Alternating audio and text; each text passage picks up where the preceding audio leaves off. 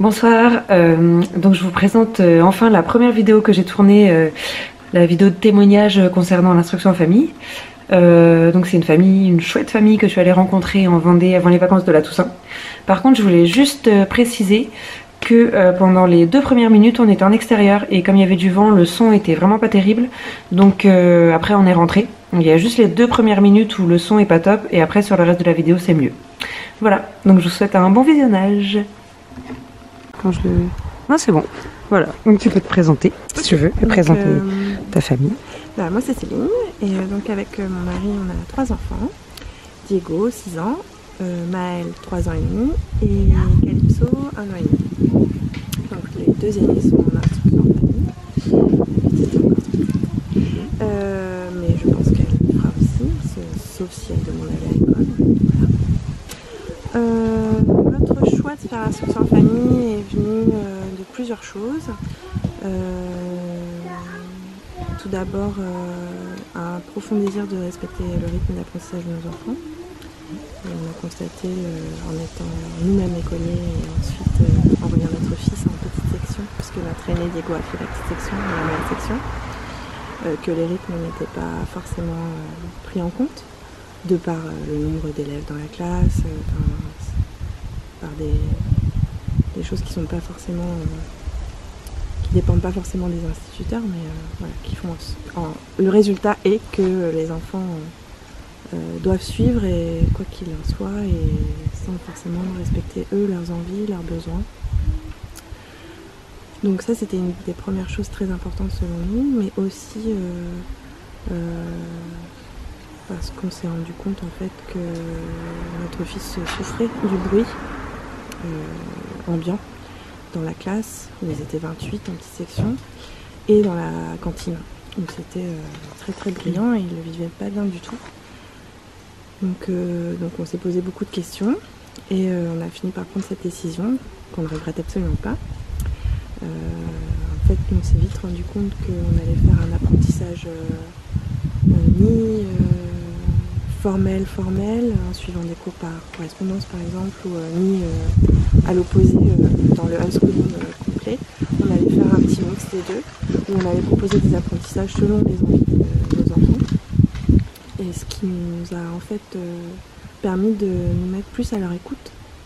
Et en fait, la première année, donc c'était l'année dernière, la première année qu'on a fait l'instruction en famille, j'ai eu l'impression d'apprendre à mieux connaître mon fils. Donc par exemple, il y a eu une période où il était à fond sur les dinosaures, et ben, du coup on a tout fait. On a essayé d'assouvir sa soif de connaissances sur les dinosaures. Donc ça a été livres, maquettes, reportages, musée, enfin voilà, on a fait tout ce qu'on pouvait et on lui a proposé plein de choses, et quand il en a eu assez, quand il a eu tout ce qu'il avait besoin d'avoir, et ben, il est passé à autre chose, et on l'a suivi dans cette nouvelle envie. Et je trouve ça super en fait. Enfin, c'est une autre façon d'aborder les choses, de pas forcément se baser que sur les choses que l'école attend d'eux, mais vraiment les suivre eux sur leurs envies, et je trouve que ça s'ancre d'autant plus puisque ça part d'eux-mêmes. Donc voilà, c'est plutôt chouette. Quand il a commencé à avoir cette envie de lire, bah, c'est pareil, on est parti sur une méthode qui nous paraissait pas mal. Et du coup, bah voilà, en peu de temps, il a vite compris les bases de la lecture, et enfin, ça a été super rapide parce que ça venait de lui. Donc moi, je suis profondément convaincue de ça. Et l'école, aujourd'hui, ne propose pas ça, selon nous. Donc voilà, c'est pour ça qu'on continue cette aventure pour l'instant, et que ça correspond à ce qu'on attendait de l'instruction en famille. Et je pense que les enfants s'y retrouvent. D'ailleurs, on fait un sondage assez régulièrement, leur demandant où ils en sont par rapport à ça, s'ils veulent retourner à l'école, ou s'ils veulent continuer. Il n'y a aucun doute du côté de Diego, il n'a vraiment pas eu une bonne expérience, je pense, et il s'épanouit d'autant plus dans ce mode de vie-là. Donc ouais, pour l'instant, on s'y retrouve. Ouais. Ensuite, au niveau de l'organisation, du coup, nous, dans la maison, on a la chance d'avoir la place de dédier une pièce vraiment à leur apprentissage plus scolaire, entre guillemets. Donc on a fait ça parce qu'on trouvait que c'était bien qu'ils aient un lieu vraiment que pour ça. Un lieu avec leurs jouets et tout, mais un lieu vraiment où ils pouvaient se concentrer et aller au bout des choses quand ils en avaient besoin et envie. Donc ils ont un coin langage, un coin. On a quand même essayé de délimiter pour que ce soit clair et organisé dans leur tête, mais après ils y vont quand ils veulent et voilà. Donc il y a maths avec des petites activités de calcul, il y a géographie avec un planisphère, un puzzle autour de ça. Enfin, on essaie d'aborder par les jeux, mais tout en apportant quand même des apprentissages solides. Donc nous, il n'y a pas de... J'ai pas le programme, je ne le connais pas. Mais par contre, bon, voilà, on essaie de faire lire, écrire, compter et un peu de géo, d'histoire. Et, ils ont un endroit aussi sur les activités sensorielles, donc ça peut être vraiment très varié. Et un endroit nature, avec des loupes, des jumelles, des livres sur les insectes, sur la forêt, sur les arbres. Parce que c'est un peu leur truc en ce moment, et à moi aussi, du coup, donc on s'y retrouve là-dedans. Et voilà, donc ça c'est l'organisation de la maison. L'organisation de nos semaines, il n'y a vraiment que 2 matinées dans la semaine qui sont dédiées à ça. Après les matinées, en fait, ils passent peut-être 1 heure chacun sur plusieurs ateliers. Et voilà, ils vont, ils viennent selon leurs envies. Sinon, on est beaucoup dehors. Et c'est aussi là-dessus qu'on veut baser notre quotidien, parce que je pense qu'ils apprennent d'autant plus en étant à l'extérieur. J'en suis vraiment convaincue aussi. C'est parce que au niveau de la motricité, au niveau de la créativité, au niveau des résistances aux maladies aussi. Je me suis rendu compte que plus on est dehors et moins ils sont malades.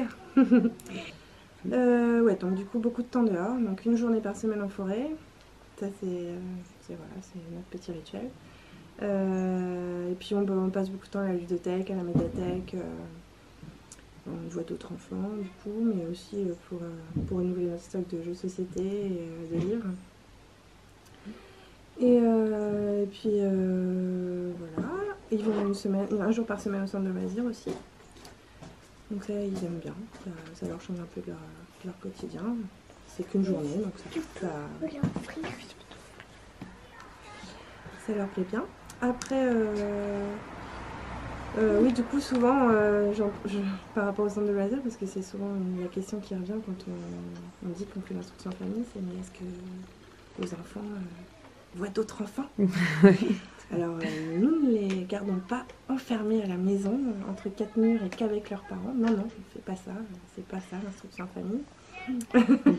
On peut faire l'instruction en famille à l'école, à la maison, tout en voyant d'autres personnes.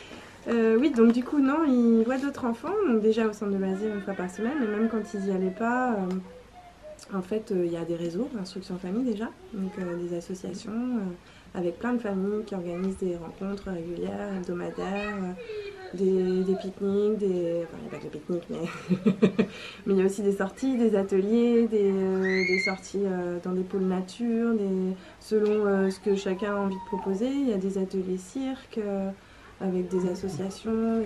C'est bon. Et puis on a des amis qui ont des enfants aussi.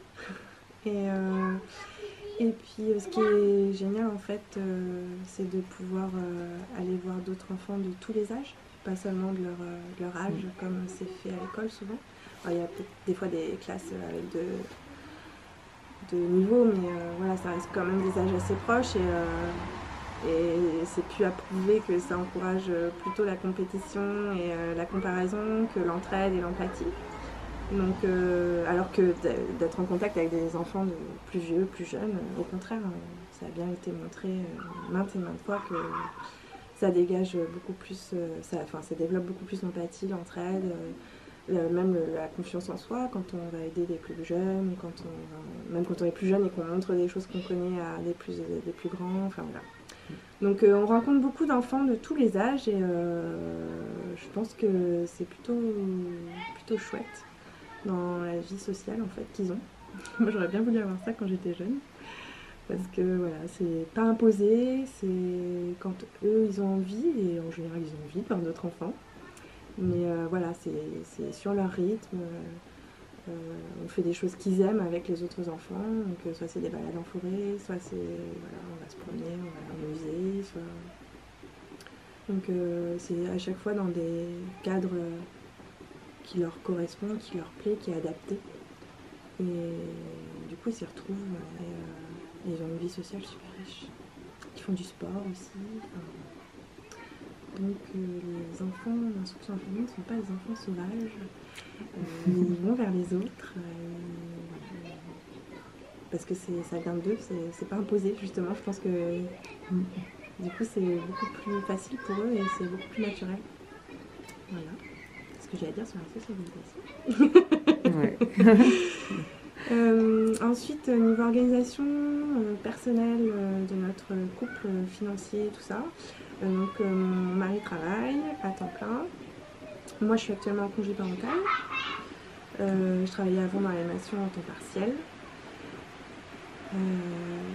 Et notre but en fait c'est de continuer l'instruction en famille, mais c'est pas évident financièrement quand il y a vraiment zéro rentrée d'argent. Donc à la fin de mon congé parental, là je commence mon activité de sortie en nature avec les enfants, des ateliers avec des enfants scolarisés, le mercredi avec des enfants en IEF et leurs parents, et avec des ateliers parents-enfants le week-end. Je vais proposer plusieurs choses en forêt, voilà, de la pédagogie par la nature. En fait, je suis en train de me former à ça et de développer ça. Donc en bénévolat cette année dans mon association, pendant que j'ai encore le congé parental, pour développer l'activité, que ça prenne et que l'année prochaine je puisse en vivre un petit peu, même si je compte pas, voilà, mais le but c'est de faire quelque chose qui me plaît, qui me parle, qui me tient à cœur, et que je puisse emmener mes enfants avec moi. Et voilà. Et du coup, ça s'est présenté. Enfin, j'ai eu une illumination. En fait, mon congé parental m'a permis ça, de me recentrer un peu sur ce que je voulais faire, ce que je voulais pour notre futur à nous 5. Et voilà, ça m'a paru évident de faire des choses toujours avec les enfants, vu que j'ai travaillé dans l'animation, mais axé sur le dehors, la nature et la connexion à la nature et le développement que ça amène et les bienfaits que ça amène aux enfants. Donc voilà, je développe tout ça et ça va être complètement en lien avec l'instruction en famille. Enfin, pour moi, ça va ensemble. Donc je suis super contente parce que les deux vont s'imbriquer et on va pouvoir continuer tant que les enfants le voudront en tout cas. Et voilà pour le futur. Par rapport au côté financier, donc, je disais que j'étais en congé parental et que mon mari travaillait. Financièrement c'est pas évident, forcément c'est un choix de vie qui impose des sacrifices parce qu'on apprend à vivre avec moins quand on a qu'un salaire. Après il y a beaucoup de personnes qui pensent qu'il faut bien gagner sa vie et que c'est pas facile, que c'est pas possible sans argent. Oui, sans argent c'est pas facile, mais ce que je veux dire c'est qu'on peut vivre avec, on peut faire le bilan sur nos besoins réels et faire des grosses économies sur nos dépenses. Et quand on fait ce choix de vie, ça impose ces sacrifices-là, mais ça en vaut la peine. On voit nos enfants grandir, on vit les apprentissages avec eux, on les voit évoluer, on leur propose plein de choses qui peuvent être gratuites. Il y a énormément de choses proposées gratuites à travers les ludothèques, les médiathèques, plein d'associations, plein de choses. Il y a plein de choses à faire en nature qui sont gratuites et qui apportent énormément aux enfants. Donc il n'y a pas besoin de faire des ateliers payants, des choses payantes. Voilà, je veux pas qu'on croie qu'il faut être riche pour faire l'instruction en famille, c'est pas vrai. Il faut un minimum pour vivre, mais voilà, on peut vivre avec moins. Et puis c'est pas plus mal finalement de faire cet effort-là aussi, ça nous apprend à revenir à l'essentiel et peut-être aussi à ce qui est le plus important pour nous, donc éviter le superflu. Voilà.